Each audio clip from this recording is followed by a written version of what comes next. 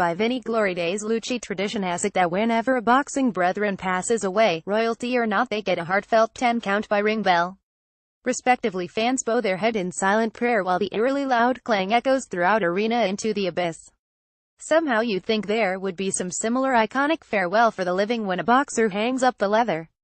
I could envision a 5 count to celebrate the ring wars and glory years while the exalted is alive to revel in the glory of the moment, as opposed to the media testimonials of iconic fights and memorials befitting celebrity status. This past year a handful of distinguished champions called it a day with little or no fanfare.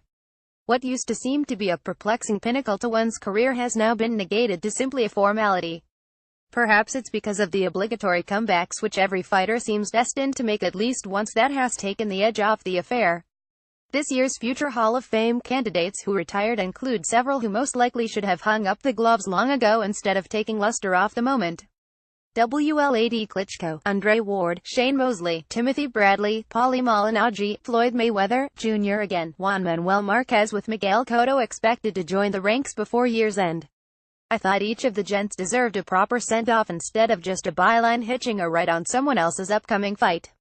Today, Ringside Report pays tribute to the celebrated life of Juan Manuel Marquez and his remarkable achievements inside the ring. Known as Dinamita Dynamite, the Mexican warrior was born on August 23, 1973. On August 4, having been idle for 3 years, Marquez officially called it quits after months-long negations with junior middleweight Miguel Cotto failed to reach fruition. In the wake of his departure, Juan leaves behind an impressive resume of 5,671, 40 KOs. The Orthodox living legend last fought on May 17, 2014, winning a unanimous decision over rugged Mike Alvarado for the WBO International welterweight title, but subsequently languished outside the spotlight when a proposed fifth fight with rival Manny Pacquiao failed to secure his interest one final time. In 1993, Marquez turned pro with little fanfare, losing his pro debut to the Javier Duran by DQ in the first round in Mexico City. Like a true champion, he would rattle off a 29-bout win streak before suffering a loss, starting with avenging the loss to Duran by third-round TKO. After losing a UD to WBA featherweight champion Freddie Norwood, Marquez would reel off 13 more victories before suffering his only draw against the fighter who would be forever linked as his arch-rival, Manny Pacquiao, retaining his IBF and WBA featherweight titles. 2 accomplished wins, including a UD over Orlando Salido, had Dinamita on a collision course with greatness when he would find one last stumbling block at the hands of Chris John in 2005 before Manuel would engage in a gauntlet of fighting only the very best available foes for the remainder of his career. The next 16 bouts saw him match wits with the likes of Rocky Juarez, Marco Antonio Barrera, Manny Pacquiao 3XS, Joel Casamayor, Juan Diaz, Floyd Mayweather, Jr., Timothy Bradley, and Mike Alvarado, going 115-7 KOs in the last third of his career. He lost 2 narrow decisions to Pacquiao before the 4th encounter when he produced the knockout of the year with a well-timed right hand that dropped the Philippine sensation in his tracks face forward to canvas. The 10 count was moot. Manny appeared assassinated.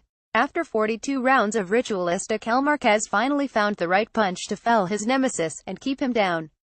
Juan would go the distance with best of his era Mayweather, Jr. and immortal-spirited Bradley, losing unanimous and split decisions respectively. Hardcore fans of both Pacquiao and Marquez burned the embers trying to ignite the media into forcing a 5th bout, but the Mexican fighter refused to take the bait, insisting he left his exclamation mark on the 4-bout rubber match.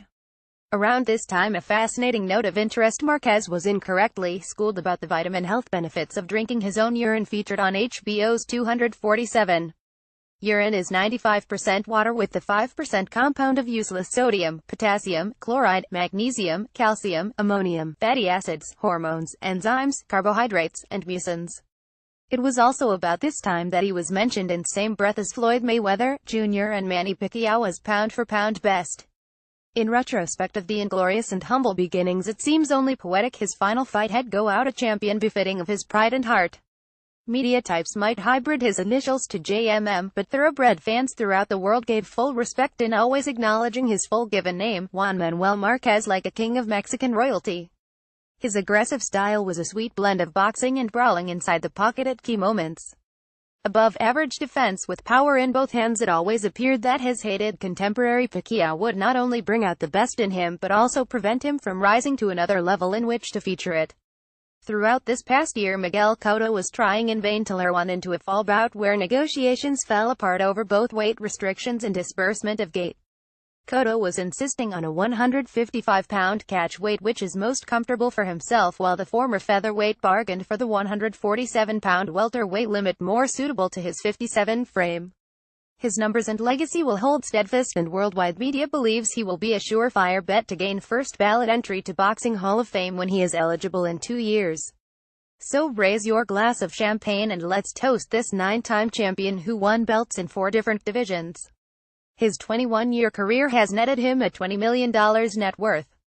Outstanding for a young man who literally fought his way out of the gutters of Iztacalco, Mexico City under the guidance of his father and later the tutelage of Ignacio Beristain. The 44-year-old icon said the decision to finally walk away was painful but timely. Take a bow on, you did the sport proud. Stay tuned. Contact the feature writers.